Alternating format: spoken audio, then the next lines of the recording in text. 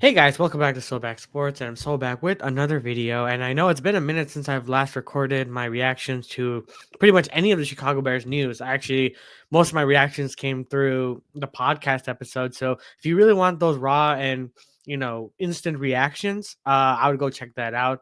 And they're on the live section of the YouTube channel. But speaking of the YouTube channel, we're almost 3 subscribers away from the 600 mark. We've been trying to hit 600 for quite a while now. So if you really want to subscribe and support me, please hit that subscribe button. I'm going to try to be more uh, consistent in the next couple of weeks. I know there's not really much going on until the NFL draft, but feel free to subscribe to the channel. And today I just really wanted to kind of, do like a whole brief overview on my thoughts currently on what the Chicago Bears have done so far because they have been pretty busy. No leaving, not leaving any single crumb on the table. They went out, did what they needed to do, and have all the options, in the NFL draft at their disposal, really. And that's something that we haven't really seen. And yes, you can make an argument. We kind of saw that last season, with the moves that we made and the capital that we got for in the draft, but we didn't never really invested in the trenches. And that's something that the Chicago Bears for the longest period of time have been not doing. And that's something that I really hoped that we would address this season. And by God, did we address them? And Ben Johnson and Ryan Poles, you got to give credit where credit is due. They wasted no time because when it happened, when the original free agency started, like it was the legal tampering period, and that's where all the moves pretty much happened. And usually in the past, you'd wait a little bit. No moves would be really happening. Other teams will be making moves before us. But I felt that this time around, it was a little bit more different. And you know, you can say it's like, oh, just the offseason champs again. But hear me out when I say this. Like, when have we ever seen a front office this desperate to build the trenches and put all the money that we have? Because we ended, I think, the fifth or fourth highest level of cap in the NFL. And to spend all that money on mostly the trenches, because we did have some few, signings here and there, like wide receivers and whatnot, but those are really for like, depth pieces. I think this is the third time's the charm.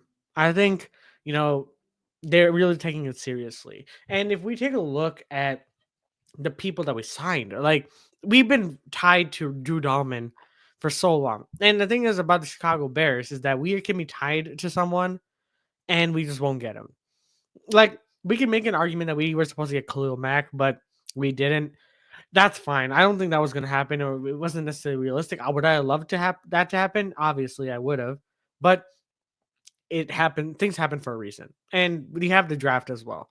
But the fact that we got Drew Dahlman, you know, uh, what else did we get? We also got Grady Jarrett, um, That's the craziest part. I remember waking up that morning and just checking my phone, and I was like, "Oh my gosh!" I had to like double take multiple times to see like, am my eyes reading this correctly? Like we got Joe Tooney from the Kansas City Chiefs. Yes, I know we were in the Trey Smith's like sweepstakes, but the Chiefs would be stupid to not let him walk, let a really good guard walk like that. And Joe Tooney is coming up with there in age, but he has the experience. He's been the most consistent, guard for them besides Trey Smith. And while he may be old, he still has a couple of years left in him. And we only gave up a 2026, like what, fifth or fourth round pick or something like that for him. That's pretty solid to me in terms of value. And he's probably going to get a contract a little bit here. And that offensive line with Jonah Jackson, Joe Tooney, like those were the two first signings that the Chicago Bears did. And Jonah Jackson having that experience with Ben Johnson, Joe Tooney having that experience with working with Tom Brady and Patrick Mahomes, and then now with Caleb Williams. Grady Jarrett as well. That was like a really random signing too. I'll get to that in a bit. But the icing on the cake was when we hoped that as Bears Nation, we hoped that we can get the best center available, and we got him. That's the biggest thing for me. Like genuinely, when we got Drew Dalman, it was like a sigh of relief that we are doing everything in our power right now to get Caleb Williams an offensive line. And it really does show. The effect that Ben Johnson has had on when as soon as he got here, you know, changing, the feeling, the need, the urgency, the sense of urgency was there. And that's something that the Bears like haven't had in a while. Obviously, we have to see that, be translated to the field because that's the most important part. You can do all these, semantics, you can do all these like things to give a false sense of security. We've seen that before. We've seen, Matt Nagy with his, way he's been eloquently able to talk in the podium and whatnot. We saw with that Eberflus trying to mimic, having a really good beard and trying to fake everyone out, which, by the way, it did get us. I'll be real. And I think that's due to like off-season fatigue um, and hype pretty much. It's it genuinely is pretty exciting. I think this is going to be pretty exciting in terms of the fact that the Bears finally are taking the offensive line seriously, and free agency was really fun. I'll be really honest. Like the Bears were really busy. Um, Speaking of, and we never even expected to get Grady Jarrett from the Atlanta Falcons as well. So that's another piece that we necessarily didn't expect to be available because he got initially like released and then that morning and then we signed him that evening. So I don't know how he did that in the first place, but I'll take it because he's also another player that can provide a lot of experience. And I think Ben Johnson is curating this team to provide a balance of young talent and experience. And that's something the Bears really do need because we were, from a leadership's perspective, we we had too many leaders in the room, too many cooks in the kitchen, and bringing in players like Grady Jarrett, Joe Tooney, down the offensive line will help whoever we get in the draft towards their development.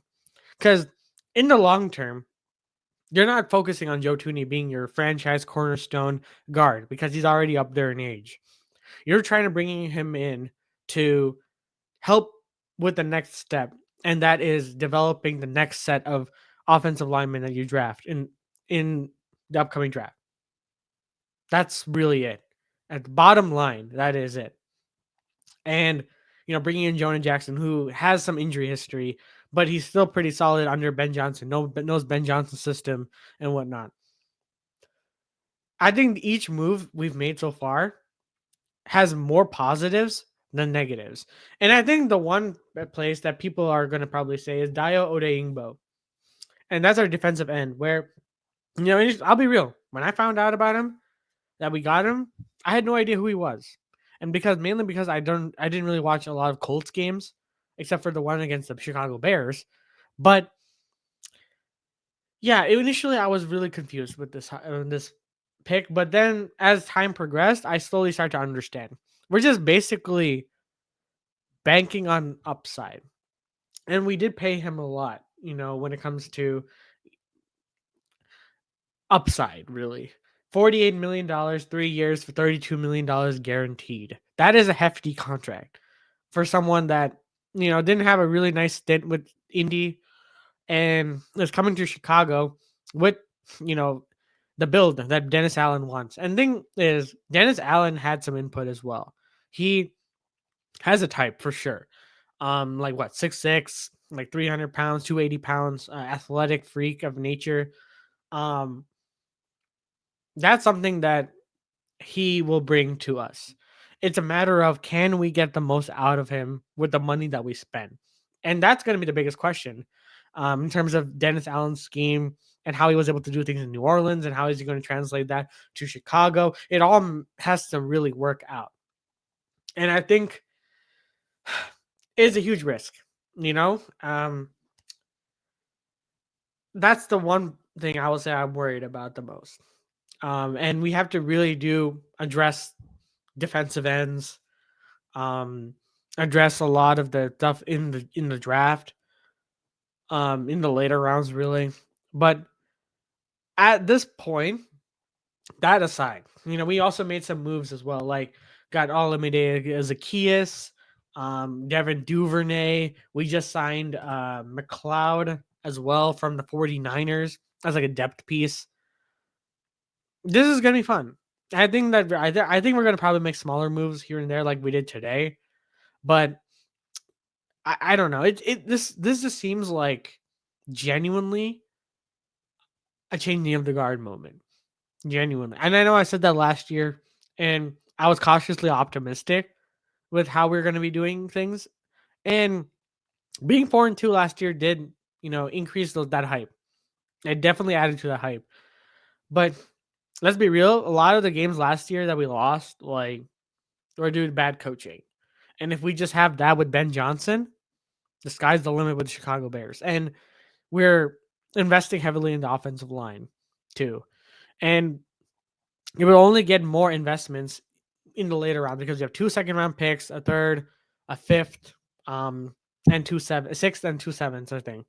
So we have a couple pieces that we can get, and we could even trade down too if we don't get Ashton Genty. Because in another video, I'm going to talk about what my hopes are for the draft upcoming soon in a month or so, because that's also going to be important for what we really want to do as a team. Um, because now that we made these moves, we this is kind of going into the next video. Like now that we made these moves, we have best pick available at number 10. Like genuinely speaking, best pick available. And that's awesome. Genuinely awesome.